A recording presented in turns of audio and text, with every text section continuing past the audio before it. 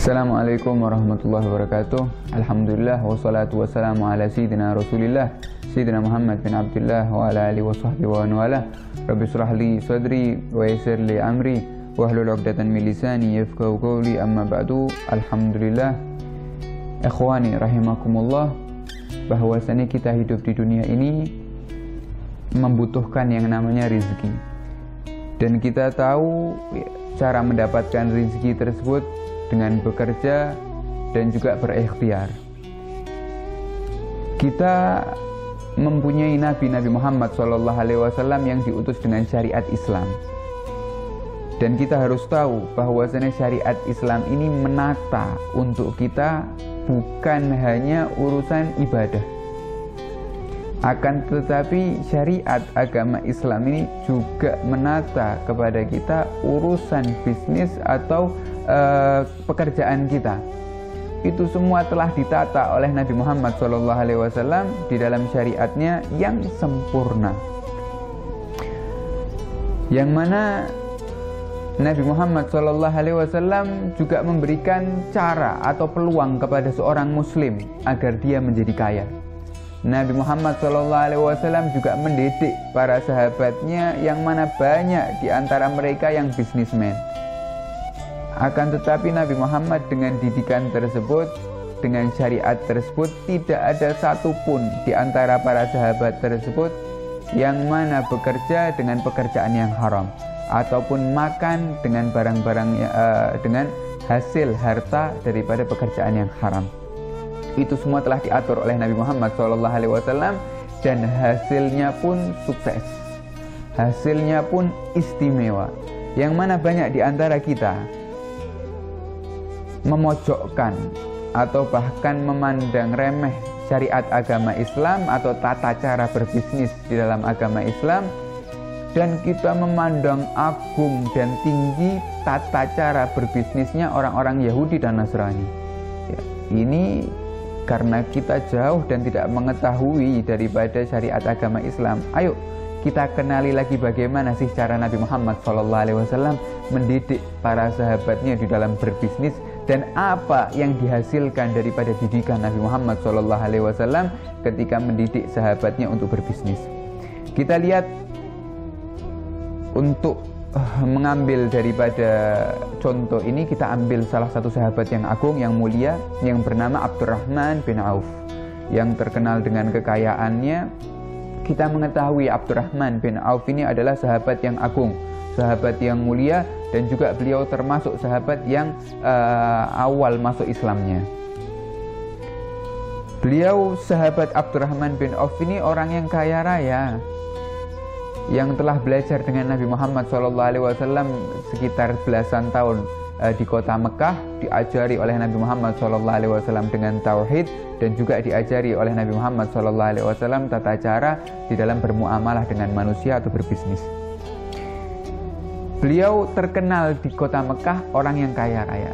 Akan tetapi setelah diizinkan atau diperintahkan Nabi Muhammad untuk berhijrah, maka Abdurrahman bin Auf ini dilarang oleh kaumnya untuk berhijrah, seraya mengatakan, wahai Abdurrahman, kaumnya mengatakan, jika kau ingin berhijrah, maka kau tidak boleh membawa seluruh hartamu, dan seluruh hartamu punya kita.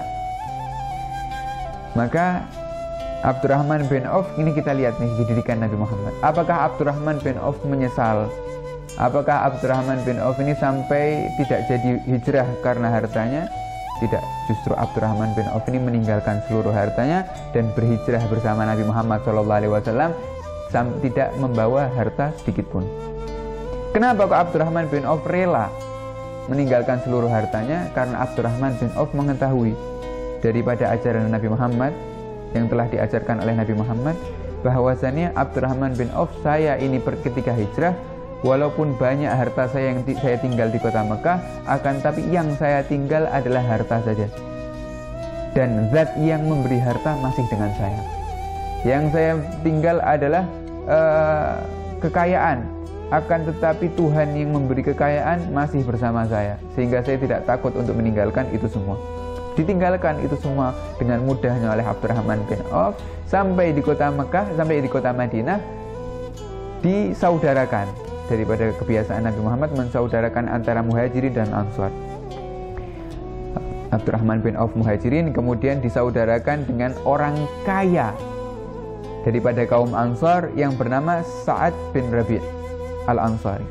Sa'ad bin Rabi' ini juga orang kaya yang sangat dermawan. Saya mengatakan, kau telah disaudarakan kepadaku oleh Rasulullah, wahai Abdurrahman bin Auf. Maka, dan kau sekarang dalam keadaan miskin. Aku ini adalah termasuk orang yang kaya di kota Madinah. Aku memiliki 2 kebun. Maka jika kau mau, ambil salah satunya untukmu. Aku memiliki 2 wanita. Jika kau mau, ambil salah satunya untukmu. Aku memiliki 2 rumah.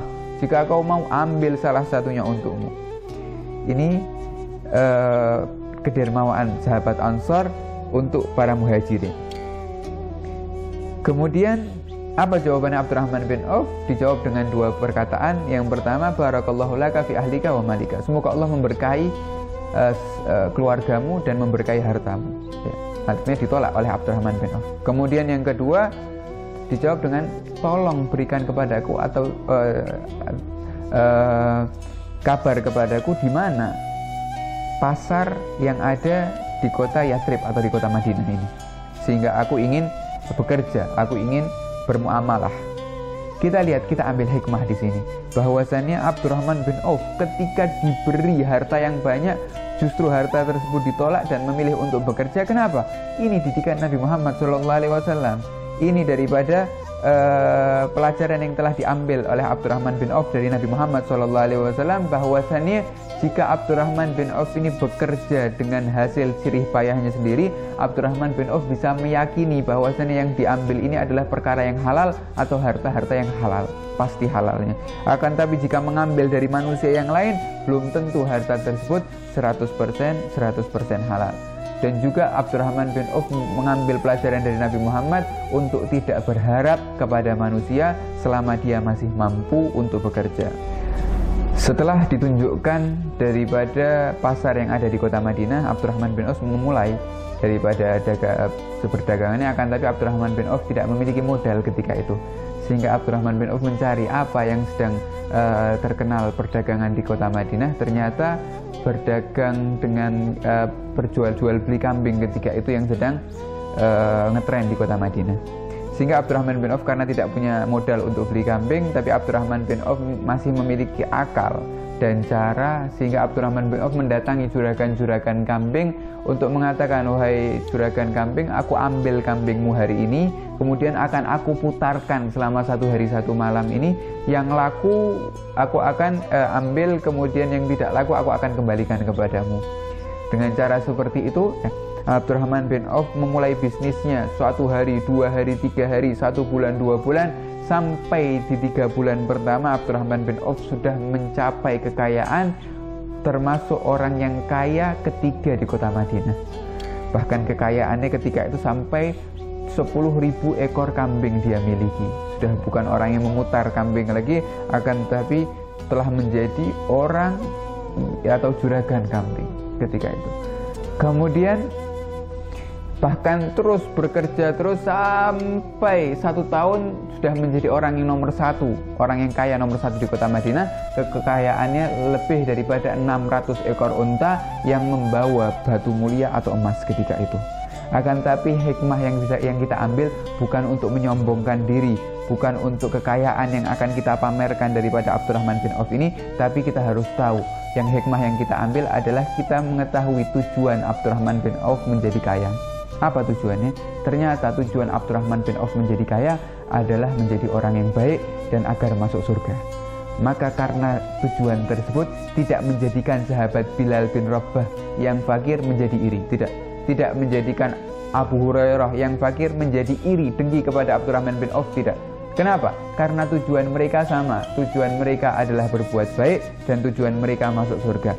Sehingga Abdurrahman bin Auf daripada kebiasaan beliau bersedekah kepada 1/3 orang di kota Madinah, dan juga beliau daripada amalan beliau untuk memakmurkan seluruh istri Nabi Muhammad, alias tanggungannya istri Nabi Muhammad berada di punggungnya, sehingga seluruh kebutuhan istrinya Nabi Muhammad diambil daripada hartanya Abdurrahman bin Auf. Tidak menyibukkan hartanya daripada ibadah atau berkumpul kepada orang-orang miskin pada teman-temannya. Ya, karena apa? Tujuannya bukan menjadi kaya, akan tapi tujuannya menjadi orang yang baik, yang bermanfaat kepada setiap umat dan juga bisa masuk surga, khususnya bersama Nabi Muhammad Sallallahu Alaihi Wasallam. Sedikit yang bisa kita sampaikan, semoga bermanfaat untuk kita. Wassalamualaikum warahmatullahi wabarakatuh.